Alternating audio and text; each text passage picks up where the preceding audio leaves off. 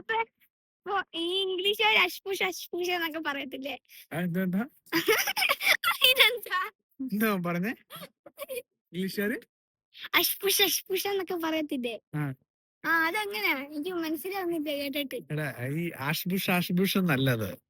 ഇപ്പം ഓരോ സ്ഥലത്തും അവരുടേതായിട്ടുള്ള ഒരു ആക്സെന്റ് ഉണ്ട്. ഇപ്പൊ ഇംഗ്ലീഷ് ഇങ്ങനെ ആഷ്ബുഷ് ആയിട്ട് പറഞ്ഞാലേ ശരിയായിട്ടുള്ള ഇംഗ്ലീഷ് ആവത്തുള്ളൂ എന്നൊന്നും ഇല്ല.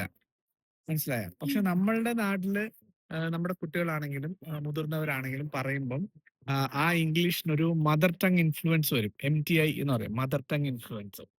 അപ്പൊ നമ്മൾ മലയാളികള് ഇംഗ്ലീഷ് പറയുമ്പം നമ്മുടെ മലയാളമായിട്ട് ഒത്തിരി കണക്റ്റഡ് ആയിട്ടുള്ള രീതിയിലായിരിക്കും പറയുക. ചില വാക്കുകളൊക്കെ പറയുമ്പം ആ മലയാളം എങ്ങനെയാണോ നമ്മൾ പറയുന്നത് അതുപോലെ പറയാൻ ശ്രമിക്കും. അപ്പൊ ആ ഒരു മദർ ടങ് ഇൻഫ്ലുവൻസ് നമ്മുടെ ഇംഗ്ലീഷിൽ നിന്ന് മാറ്റിയാൽ മാത്രം മതി. അല്ലാതെ നമ്മളിപ്പം ഇംഗ്ലീഷുകാർ സംസാരിക്കുന്ന പോലെ, അല്ലെങ്കിൽ ബ്രിട്ടീഷുകാർ സംസാരിക്കുന്ന പോലെ, അമേരിക്കൻസ് സംസാരിക്കുന്ന പോലെ, നേറ്റീവ് സ്പീക്കേഴ്സ് സംസാരിക്കുന്ന പോലെ സംസാരിച്ചാലേ നല്ല ഇംഗ്ലീഷ് ആവുള്ളൂ ഇല്ല. നമ്മളെ മദർ ടങ് ഇൻഫ്ലുവൻസ് ഒന്ന് മാറ്റിയെടുത്താൽ തന്നെ നമ്മുടെ ഇംഗ്ലീഷ് നല്ലയാവും. അപ്പോൾ അതിനു വേണ്ടിയിട്ടാണ് നമ്മൾ ഒരു കോഴ്സ് ഉള്ളത്, 44 ഇംഗ്ലീഷ് സൗണ്ട്സ് പഠിപ്പിക്കുന്ന ഒരു കോഴ്സ്.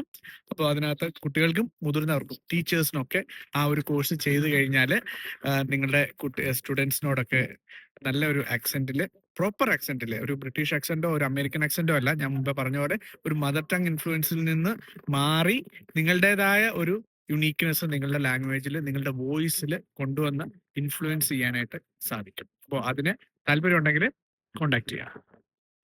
അപ്പോ വൈറ്റ് ടോക്സ് ആണ്. ഒരു ആപ്പ് ഉണ്ട്, മൈ വോയിസ് എന്നൊക്കെ പറഞ്ഞിട്ട്. അതില് 44 ദിവസം കൊണ്ട് 44 സൗണ്ട് പഠിക്കാൻ പറ്റുന്നതാണ്. ഞാൻ കോണ്ടാക്ടിങ് നമ്പർ എല്ലാം ഡിസ്ക്രിപ്ഷനിൽ കൊടുക്കാം.